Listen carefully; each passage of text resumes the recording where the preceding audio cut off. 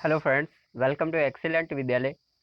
दोस्तों, आज का ये वीडियो एक नया प्रैक्टिस सेट है। इसके पहले मैंने जो प्रैक्टिस सेट दिया था वो जीके का था। ये उसी का रिमेनिंग पार्ट है और इसमें जितने भी क्वेश्चन होंगे सारे के सारे रीजनिंग के क्वेश्चन होने वाले हैं और सभी में मिक्स क्वेश्चन है। इसमें देखिए, डायरेक्शन के क्वेश्चन भी मिलेंगे, ब्लड रिलेशन के भी हैं, नॉन वर्बल के भी हैं। मतलब 10 क्वेश्चन है और सभी से एक एक क्वेश्चन लिया गया है। मिक्स क्वेश्चन है, एक तरह से प्रैक्टिस सेट है आपका रीजनिंग का, जो एयरफोर्स में पूछा जाता है। लगभग 10 से 12 क्वेश्चन हर एक एग्जाम में, हर एक प्रैक्टिस सेट में आपको मिल जाते हैं। तो दोस्तों, स्टार्ट करते हैं और पहला क्वेश्चन देखते हैं। देखिए, पहला क्वेश्चन इसमें लिखा हुआ है, रजनीश अपने घर से निकलकर 100 मीटर पूर्व की ओर चलता है। जब भी ऐसे क्वेश्चन आए, डायरेक्शन के क्वेश्चन आए, जहाँ से क्वेश्चन आप पढ़ना स्टार्ट करते हैं वहीं से बस करने लग जाइए। पूरा क्वेश्चन पढ़ने में आपको समय नहीं बर्बाद करना है, क्योंकि ये कोई एकेडमिक लेवल का एग्जाम नहीं है कि पहले आप पूरा पढ़ लेंगे फिर समझेंगे फिर करेंगे। ये डायरेक्शन का क्वेश्चन है। हमने मान लिया ये रजनीश था यहाँ पर, और अपने घर से निकलकर पूर्व की ओर 100 मीटर चलता है। तो दोस्तों, इसका क्वेश्चन को हल करने से पहले मैं एक चीज़ और बता दूं। जब भी डायरेक्शन का क्वेश्चन है, आपको एक ऐसा कोऑर्डिनेट बना लेना है। और अगर आप जानते हैं इसको कैसे दिशाएं निर्धारित की जाती हैं तो बहुत अच्छी बात है, लेकिन अगर नहीं जानते हैं तो देख लीजिए एक बार। जब जब भी ऐसा कोऑर्डिनेट बनाएंगे, ऊपर की ओर हमेशा नॉर्थ रहेगा यानी उत्तर रहेगा, और जहां से आपने उत्तर सेलेक्ट कर लिया उसी के जस्ट सामने यानी अपोजिट दिशा में क्या हो जाएगा, दक्षिण यानी साउथ। इसके बाद आपके फ़ोन या नोटबुक के हिसाब से इस वक्त जब आप फ़ोन में देख रहे हैं तो आपका दायां हाथ इस साइड में होगा।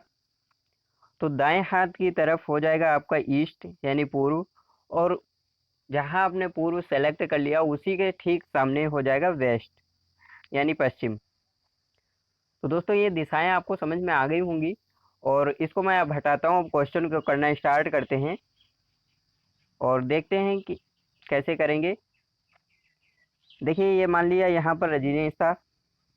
वो अपने घर से निकलकर 100 मीटर पूर्व की ओर चलता है। तो पूर्व कहाँ होगा, आपके दाएं हाथ की तरफ इस दिशा में। तो हमने मान लिया यहाँ तक गया और ये 100 मीटर चला। ठीक है। इसके बाद फिर दाएं मुड़कर 35 मीटर चलता है। अब इमेजिन करिए, आपका फेस इस साइड में है तो आपका दायां हाथ किधर होगा। दायां हाथ आपका इधर हो जाएगा और बायां हाथ इस साइड हो जाएगा यानी ऊपर हो जाएगा। तो कहाँ पर चलता है, दाएं मुड़ जाता है। तो हमने मान लिया ये नीचे आ गया, दाएं मुड़ गया। 35 मीटर चलने के बाद ये जो दूरी चला वो 35 मीटर चला। चलने के बाद बाएं मुड़ जाता है। अब आप इमेजिन करिए, अभी इसमें इमेजिनेशन बहुत ज़्यादा, ये चैप्टर ही इसी बात का है कि आपकी इमेजिनेशन पावर कितनी ज़्यादा स्ट्रांग है। क्योंकि आप इमेजिन कर पाएंगे कि आप दक्षिण दिशा की ओर जा रहे हैं। जब भी दक्षिण में जाना होगा तो अगर बाएं मुड़ने को कहेगा तो जिस वक्त आप सामने बैठे हुए हैं तो आपको दाएं मोड़ देना है। मतलब जब आपका चेहरा इस साइड में होगा, मान लीजिए ये आपका चेहरा है, तो आपका दायां हाथ जब इस ओर चेहरा होगा तो आपका दायां हाथ हो जाएगा इधर और बायां हाथ हो जाएगा इस साइड में। तो बाएं मुड़ जाता है। तो जब बाएं मुड़ेगा तो इस साइड में मुड़ेगा। ओके, इस साइड में बाएं मुड़ जाएगा। अब वह किस दिशा की ओर जा रहा है, तो सीधी सी बात है। ये देखिए, अब आप देख ही रहे हैं। इसको मैं चलिए थोड़ा सा और कोऑर्डिनेट फिर से बना देता हूँ। मान लीजिए ये कोऑर्डिनेट है। अब ये ईस्ट है और ये भी देखिए यहाँ पर जा रहा है, इस दिशा की ओर जा रहा है। तो वो पैरेलल जाए कि यहाँ से इस कोऑर्डिनेट से कितनी भी दूरी हो जाए, चाहे यहाँ से जाए चाहे और नीचे से जाए, मतलब जहाँ से जाएगा पैरेलल जा रहा है वो, लेकिन वो ईस्ट की तरफ जा रहा है। ठीक है, ये चीज़ आपको समझ में आ गई होगी। तो इसका जो आंसर हो जाएगा, बी ऑप्शन बिल्कुल सही हो जाएगा, पूर्व दिशा की ओर जा रहा है। चलिए दोस्तों, अगला क्वेश्चन लेते हैं। और कोडिंग डिकोडिंग का क्वेश्चन है, काफ़ी अच्छा है। देखिए, यदि किसी सांकेतिक भाषा में मैटर को टेम्परेट लिखा जाता है तो उसी भाषा में बियॉन्ड को क्या लिखा जाएगा। अब ऐसे जब भी क्वेश्चन आए तो आपको एक चीज़ देखनी है सबसे पहले। वो क्या देखना है कि ये जो मैटर लिखा हुआ है और आगे जो कोड लिखा हुआ है, क्या इन दोनों के लेटर सेम हैं। लेटर का मतलब जो लेटर इसमें हैं क्या वही सारे के सारे इसमें भी हैं, M A T E R, ये सारे हैं ना। तो यहाँ से एक चीज़ आप श्योर कर सकते हैं कि जो आपका कोड बनेगा वो दिए हुए शब्द के लेटर्स को आगे पीछे करके बनाया जा रहा है। ठीक है, ये चीज़ आपकी क्लियर हो जानी चाहिए। तो अब देखते हैं इसके लेटर्स को आगे पीछे किस तरह से किया गया है। देखिए यहाँ पर टाइम लिखा हुआ है और इनको तीन तीन लेटर के पार्ट में डिवाइड कर देते हैं। तीन तीन लेटर के पार्ट में डिवाइड कर देंगे तो आगे का ये जो मैट आएगा इसको उल्टा करके लिख दिया गया है टैम, TAM। ओके, लास्ट के जो TER हैं, तीन लेटर हैं, उनको भी उल्टा करके लिख दिया गया है, यानी पीछे वाले को आगे कर दिया गया है। तो क्या हो जाएगा RE और T। ठीक है, बिल्कुल सेम। हमें बस यही चीज़ तो दिक्कत होती है कि इसका अगर हम कोड निकाल लें कि किस तरह से बन रहा है तो जो नेक्स्ट क्वेश्चन दिया होता है उसमें टाइम नहीं लगता है, उसमें टाइम बिल्कुल भी नहीं लगता है, तुरंत आ जाता है। अब देखिए जैसे बियॉन्ड को निकालना है तो हम क्या करेंगे, इसको भी तीन तीन लेटर के पार्ट में डिवाइड कर देंगे। तो आगे का BEY आया तो इसको उल्टा करके लिखना है, यानी पीछे वाले को आगे, तो YE और B लिख देंगे। ओके, आगे के जो OND बचा हुआ है इसको क्या लिख देंगे, उल्टा करके DN और O। ओके, तो ऐसा किस ऑप्शन पे है, देखिए YEB, देखिए B ऑप्शन पे YEC है, YEC है तो B ऑप्शन तो गलत हो जाएगा, इसमें भी नहीं है। D ऑप्शन पे, C ऑप्शन पे भी, केवल A ऑप्शन बिल्कुल सही है। तो हमारा यही उत्तर हो जाएगा। चलिए दोस्तों अगला क्वेश्चन देखते हैं, और इसको तो आप कर लेंगे शायद। कंकाल का जो संबंध शरीर से है वही संबंध व्याकरण का निम्न में से किससे है। तो कंकाल क्या है, एक शरीर का ढांचा है, मतलब कंकाल के बिना शरीर का कोई अस्तित्व नहीं है। मानव का जो शरीर है, अगर कंकाल नहीं होगा तो वो शरीर बेकार है।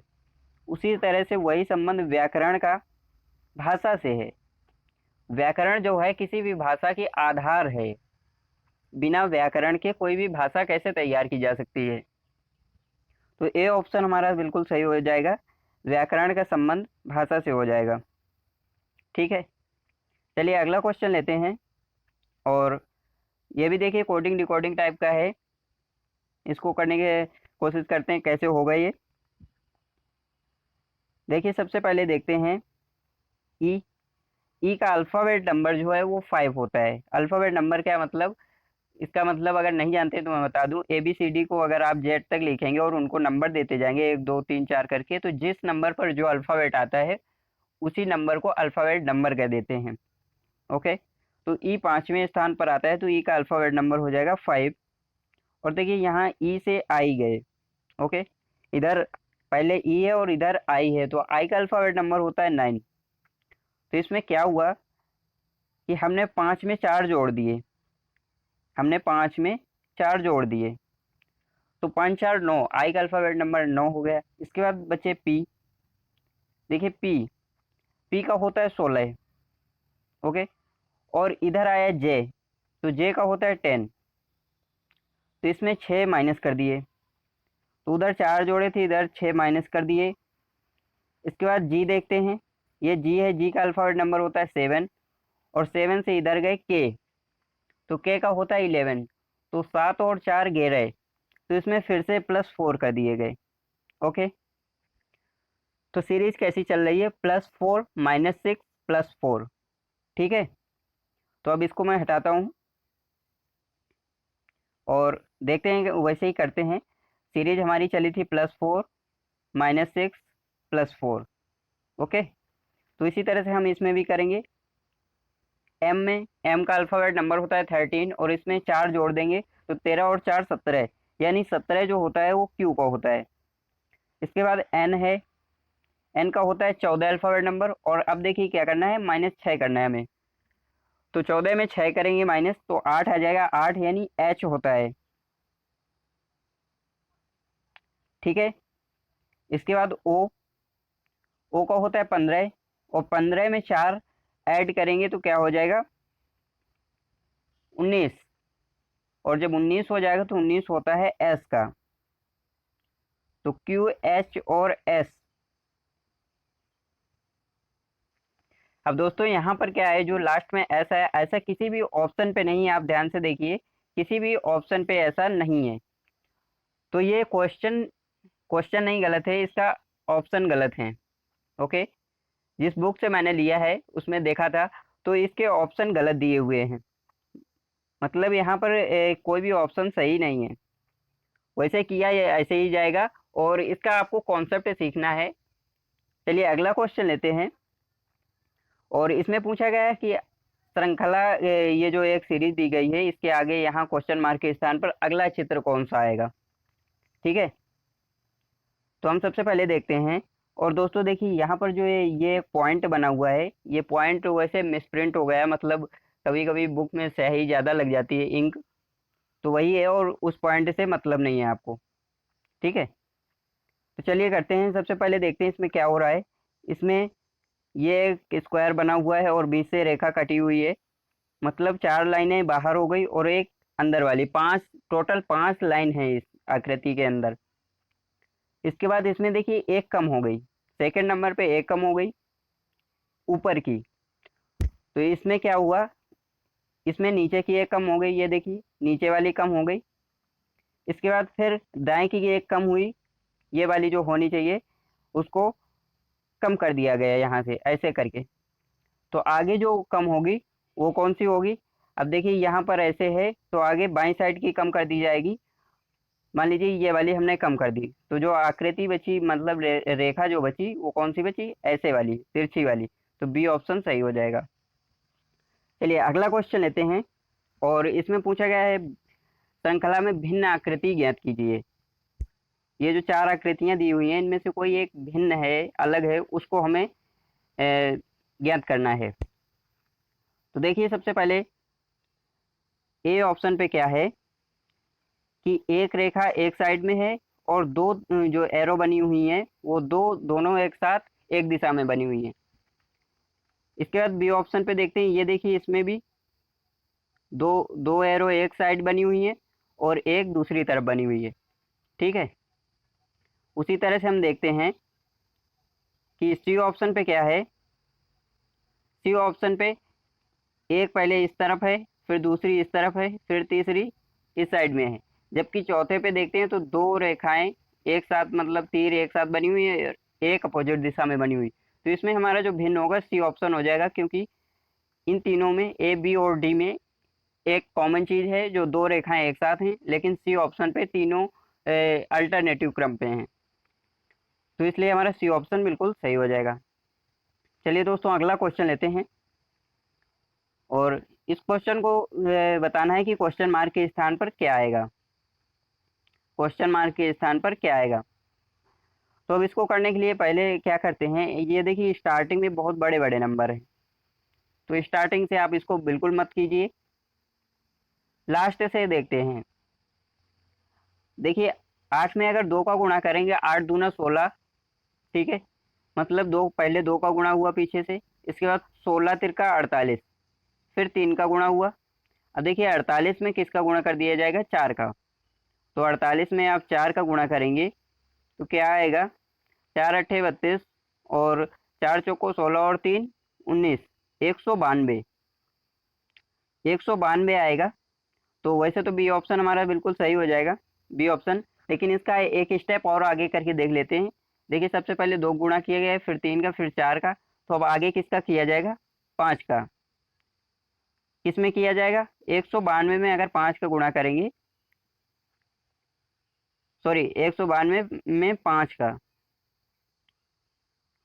तो इसका गुणा करेंगे तो ये 0, और 9 पंचे 45, और 1 46, और 5 एकम 5, और 4 9, यानी 960। तो इसके क्वेश्चन मार्क के स्थान के आगे जो आएगा वो 960 आ जाएगा। अब देखिए इसमें भी आ रहा है, तो हमने जो गुणा किया है बिल्कुल सही है। चलिए अगला क्वेश्चन लेते हैं। और ब्लड रिलेशन का क्वेश्चन है। इसमें कहा गया है कि एक व्यक्ति का परिचय देते हुए एक औरत कहती है, जब भी ऐसे प्रश्न आए तो क्या करना है, जहां से मेरा या मेरी, इस तरह से जहां पर अपना रिलेशन बताने लगी वहीं से क्वेश्चन को उठाना है। कौन कहता है, एक औरत कहती है। तो मान लिया ये एक औरत है, और वो क्या कहती है, मेरी माँ की एकमात्र पुत्री। तो उसकी माँ मान लिया ये हो गई, मदर, और उसकी एकमात्र पुत्री।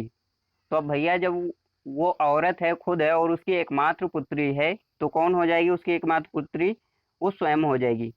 अपनी माँ की एकमात्र पुत्री कौन हो जाएगी? वो औरत, वो वुमेन हो जाएगी। इनकी पत्नी, मतलब वो जो पुत्री है वो किसी की पत्नी है, तो ये जो वुमेन है वो किसी की पत्नी है। तो मान लिया ये इनके हस्बैंड हो गए। और एक व्यक्ति का परिचय देते हुए, ये कोई व्यक्ति है, ये जो हस्बैंड है, इनको एक व्यक्ति मान लिया गया। तो अब पूछ रहा है उसमें परिचय देने वाली औरत तथा उस व्यक्ति के बीच क्या संबंध है। सीधा सा दिखाई दे रहा है कि ये हस्बैंड और वाइफ हैं। ओके, तो पति तथा पत्नी, ये ऑप्शन बिल्कुल सही हो जाएगा। चलिए अगला क्वेश्चन लेते हैं। और इसमें क्या है, ओ पी से छोटा है। तो जब भी ऐसे क्वेश्चन आए इनको स्टार्ट कर दीजिए करना। मान लीजिए ये कोई ओ हो गए, और ये क्या है, पी से छोटे हैं, तो मतलब पी बड़ा है। लेकिन क्यू से बड़ा है। कौन बड़ा है? ओ। तो क्यू, ये मान लिए क्यू एन से छोटे हो गए, ये क्यू हो गए। आर एस से छोटा है। अब देखिए इस स्टेप को अभी थोड़ी देर ना कीजिए, लेकिन टी से बड़ा है। यहाँ पर क्या दिया हुआ है, क्यू एस से बड़ा है। तो क्यू जो है वो एस से बड़ा है, तो एस तो और छोटा हो गया। अब यहाँ पर आइए, आर एस से छोटा है, तो आर तो और छोटा हो गया, तो इनकी हाइट थोड़ी थोड़ी और बढ़ाते हैं। और ये आर हो गया, ये एस से छोटा हो गया, लेकिन टी से बड़ा है। तो टी इससे और भी छोटा होगा। ठीक है, तो ये टी हो गया। अब पूछ रहा है इनमें सबसे बड़ा कौन है। तो सीधी सी बात दिखाई दे रही है, पी जो है इनमें सबसे बड़ा है। तो हमारा कौन सा ऑप्शन होगा? सी ऑप्शन बिल्कुल सही हो जाएगा। सी ऑप्शन सही हो जाएगा, पी बड़ा है सबसे। चलिए अगला क्वेश्चन लेते हैं। और ये कैलेंडर का क्वेश्चन है। इसमें क्या कहा गया है, यदि मार्च माह की 15 तिथि को सोमवार है, तो उसी वर्ष 10 अक्टूबर को कौन सा दिन होगा। जब भी ऐसे क्वेश्चन आए तो आपको क्या करना है, मार्च कितने दिनों का होता है? मार्च 31 दिन का होता है, और 15 दिन तो निकल गए, तो मार्च के कितने दिन बचे? 16 दिन और बच गए। ठीक है, इसके बाद अब इसमें क्या करेंगे, मार्च के बाद अप्रैल, अप्रैल मई जून जुलाई अगस्त सितंबर, इन सभी के दिन जोड़ देंगे। और अगर दिन नहीं जोड़ना चाहते हैं तो इनके जो विषम दिनों की संख्या आती है उसको भी निकाल सकते हैं। तो फिलहाल में अभी हम ऐसे ही कर लेते हैं। विषम दिन क्या होते हैं इनके बारे में मैं जब सेपरेट वीडियो बनाऊंगा उसके अच्छी तरह से एक्सप्लेन कर दूंगा उसमें, क्योंकि कुछ लोगों को मालूम नहीं होगा कि विषम दिन क्या होते हैं। तो देखते हैं, मार्च के 16 दिन हो गए। इसके बाद अप्रैल, अप्रैल होता है 30 दिनों का। इसके बाद मई 31 दिनों की। इसके बाद जून 30। इसके बाद जुलाई 31। अगस्त 31। इसके बाद सितंबर 30। और अक्टूबर उसी वर्ष 10 अक्टूबर, यानी अक्टूबर के 10वें दिन। तो 10 ये हो गए। अब इतने को जोड़ना है, आपका तो दिमाग खराब हो जाएगा कि इतना हम जोड़ेंगे कैसे। तो सीधा सा फंडा है, 30 30 सभी से जोड़ लिए। 1 2 3 4 5 6, 6 तिरका 18, यानी 180 दिन। 180 और 10 90, 90 और 10 100 यानी 200। और 206 ये हो गए, 206 7 8 9, यानी 209 दिन आए टोटल। टोटल जो है 209 दिन आए। तो हम लिखते हैं 209/7, यानी 7 से भाग दे देंगे। तो 7 दूना 14, इधर 6 बचे। और 7 9 सत्ते 63, 63 और 6, उधर 6 दिन विषम बचे। ओके, तो छठवां दिन जो विषम बचा। अब देखिए 6 दिन आए, तो 15 मार्च को कौन सा दिन था? सोमवार। और सोमवार, सोमवार में 6 दिन और जोड़ देंगे, मतलब सोमवार में 6 दिन जोड़ेंगे तो क्या आ जाएगा? रविवार आ जाएगा। ओके, तो ए ऑप्शन हमारा बिल्कुल सही हो जाएगा इस क्वेश्चन का। और दोस्तों अगला क्वेश्चन देखते हैं। चलिए इतने ही क्वेश्चन थे इसमें। आई होप कि आपको समझ में आया होगा। और जीके की जिस तरह से प्रैक्टिस सेट मिल रहे हैं आप उनको देखते जाइए, अच्छी तरह से करते जाइए।